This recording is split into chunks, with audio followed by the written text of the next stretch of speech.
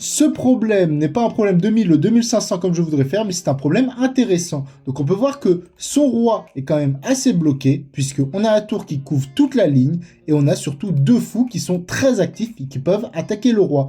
Et que son roi ne peut bouger nulle part ailleurs que sur toute la colonne, à part en H6, mais à ce moment-là, on aurait des coups comme tour, échec, et le bloquer complètement. Donc on peut voir que son roi ne peut pas vraiment bouger, et à ce moment-là, en fait, il y a des réseaux de maths qu'il faut réussir à trouver.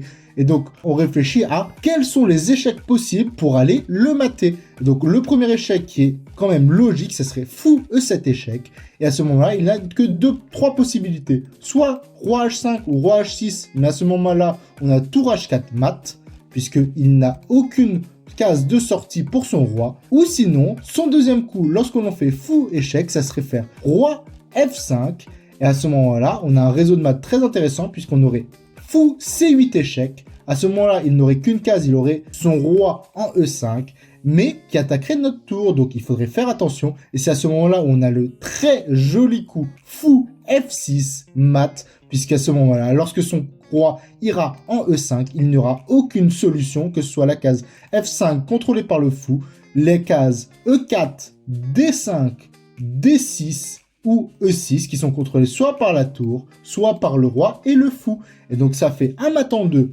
obligé dans cette position, alors que l'on a moins de matériel que l'adversaire, puisqu'il a une dame, deux pièces et une tour. Mais ce roi est dans une très mauvaise situation et on peut complètement en profiter. Donc on va voir si c'est bien la solution du problème. Fou E7 échec, roi F5, fou C8 échec, roi E5 et fou F6 mat. Fin du problème.